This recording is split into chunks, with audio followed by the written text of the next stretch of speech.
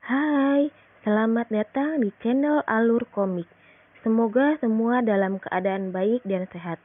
Perlu diingat, ini hanyalah alur cerita untuk mempermudah memahami isi cerita. Yuk, kita lanjut aja ceritanya. Setelah Luo Zeng dan temannya resmi menjadi murid di Sekte Qingyun dan ditempatkan di tempat pelatihan murid Puncak Rintik, Luo Zeng dan temannya yang sedang memamerkan baju murid Sekte Qingyun. Lalu salah satu teman Luo Zeng berkata sambil tertawa, "Kita berjalan di dalam kota kekaisaran. Menggunakan jubah seperti ini terasa keren sekali. Bahkan tidak ada yang berani macam-macam terhadap kita." Lalu Luo Zeng berkata, "Oh iya, aku mau tanya sesuatu kepada saudara Zosian. Bagaimanakah caranya masuk ke dalam gunung api penyucian?" Lalu Zosian menjawab, "Hah, gunung api penyucian? Kenapa kamu menanyakan tempat itu?" Di sini Zosian tidak mau banyak bertanya, lalu menjelaskan, "Ada dua cara untuk masuk ke sana. Pertama, kamu harus mengumpulkan poin. Kamu bisa menggunakan 100 poin untuk bisa masuk ke dalam gunung api penyucian. Poin ini bisa didapatkan dengan menjalankan misi. Saat kamu mendapatkan 2 buah kristal kotak, sama dengan 1 poin.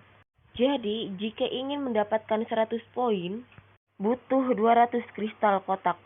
Lalu, Luo Zeng bertanya, "Apakah ada cara cepat untuk masuk ke dalam gunung api penyucian?" Lalu Zosian menjawab, "Tenang, tenang saudara Luo, masih ada cara kedua." "Ada cara kedua, yaitu dengan murid sengaja melakukan pelanggaran agar dikirim ke sana." Temannya sambil berkeringat mengucapkan kata-kata itu. Lalu, Luo Zeng berkata sambil tertawa, "Kedengarannya ide bagus."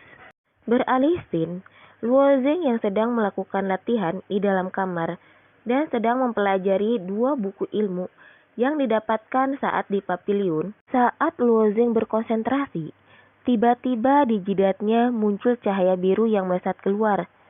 Luo Zeng pun mulai membuka matanya dan berkata sambil gembira, "Aku telah berhasil menguasai duri spirit." Lalu, Luo Zeng berkata dalam hati, "Tapi tinju Dewa Iblis Langit tidak semudah belajar duri langit." Di buku ini menjelaskan, gunakan konsentrasi mental untuk diubah menjadi kekuatan. Tapi tetap saja tidak berhasil. Lebih baik kukuasai dulu duri spirit. Beralih ke kantin Puncak Rintik, Luo Zeng dan Zosian yang sedang makan tiba-tiba dikagetkan oleh gebrakan meja oleh seorang bernama Suli. Lalu Suli berteriak, "Pergi kalian, ini tempatku makan." Lalu Luo Zeng berkata, "Entah siapa yang menyuruh kamu melakukan ini. Di tempat ini, murid tidak boleh berkelahi.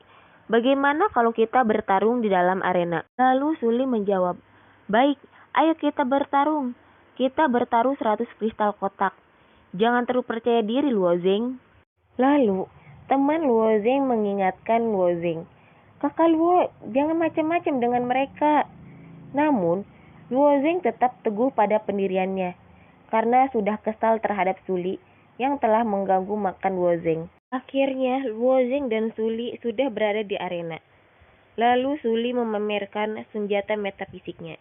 Lalu, Luo Zeng dan Suli mempersiapkan taruhannya masing-masing. Di sisi lain, Tetua Su sedang memperhatikan pertarungan Luo Zeng dan Suli. Berdua bersiap-siap bertarung dan melepaskan aura masing-masing. Lalu, Suli mengambil inisiatif dengan serangan pertama yang bernama tinju gemuruh petir. Tangannya diselimuti petir yang akan mengincar Luo Zeng. Akan tetapi, dengan santai Luo Zeng menahan serangan tinju dengan tinjunya lagi. Dan nama tinju Luo Zeng adalah tinju mawar kayu. Akhirnya, tinju itu berbenturan hingga mengakibatkan ledakan. Namun, Luo Zeng terluka saat menerima tinju Suli. Dengan sombong, Suli berkata, "Kamu masih bisa berdiri, bocah?" Lalu, Luo Zeng pun berdiri. Tiba-tiba tubuhnya mengeluarkan energi dan mengeluarkan racun. Luo Zeng gembira saat tahu ternyata kualifikasi dirinya setelah meningkat ke tingkat penyempurnaan sumsum. Lalu, Suli menggunakan trik ilusi yang membuat bayangan Suli menjadi banyak, dan bayangan Suli terus berputar mengelilingi Luozeng. Akan tetapi, Luozeng hanya diam dan berkonsentrasi untuk mematahkan bayangan Suli. Tak selang berapa lama, Luozeng menangkap dan membantingkan Suli, yang membuat arena hancur dan membuat Suli terpojok. Setelah itu, Suli pun bangkit kembali. Lalu dia mulai mengeluarkan seluruh kekuatannya hingga arena bergetar. Lalu, Suli melesat menuju Luozeng. Akan tetapi, Luozeng masih tenang. Suli mengepalkan tinju kekuatannya ke arah Luozeng. Akan tetapi, Luozeng mengeluarkan jurus duri spirit yang membuat Suli jatuh, serta menjadi lemas dan tidak berdaya. Lalu, Luozeng tidak membuang kesempatannya dan langsung menendang Suli dengan keras hingga Suli tidak sadarkan diri. Lalu, Luozeng turun dari arena sambil mengambil taruhan yang telah disepakati. Tapi, ada salah satu teman Suli yang menghentikan Luozeng dan temannya yang akan pergi dari arena pertarungan itu. Teman Suli berkata pada Luozeng, "Kembalikan pedangku, itu bukan milik Suli." Lalu, teman Luozeng menjawab, "Pedang ini telah menjadi taruhan Suli dan kakak Luo. Setelah Suli kalah, jadi pedang ini menjadi milik kakak Luo." Lalu, teman Suli beralasan, "Itu pedang milikku, aku cuma meminjamkannya kepada Suli.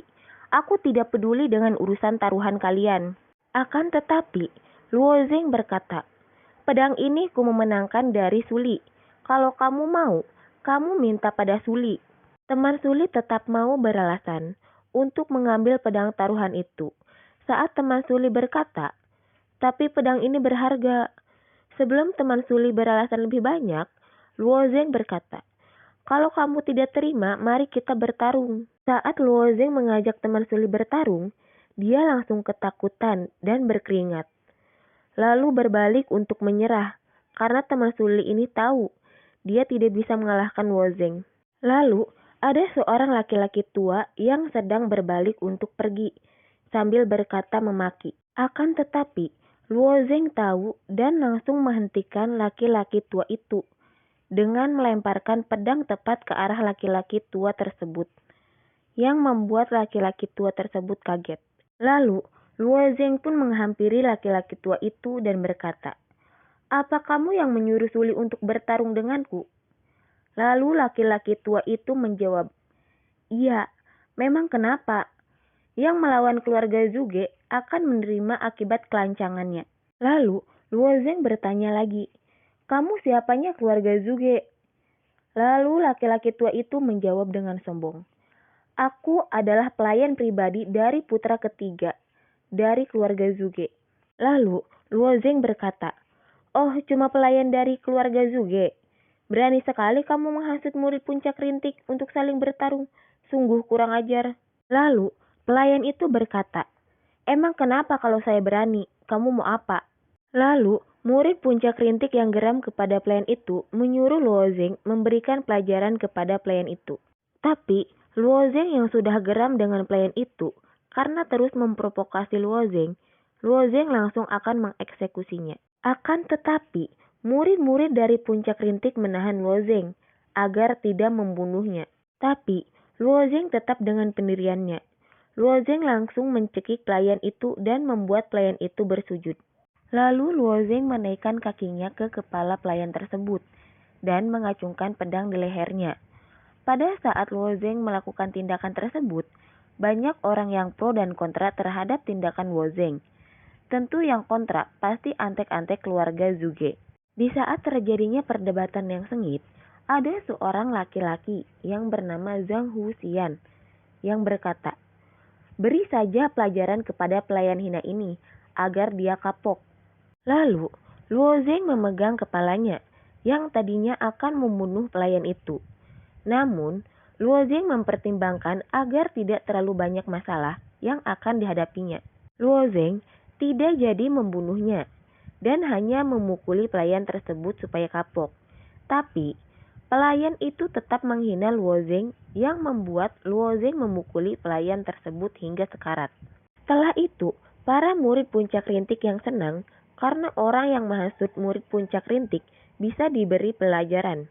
Lalu, Zhang Huxian berkata pada Luo Zeng, "Apakah kamu tidak takut kepada keluarga Zhuge? Karena kamu telah menyerang secara terang-terangan seperti ini." Lalu Luo Zeng menjawab, "Kenapa harus takut dengan keluarga Zhuge?"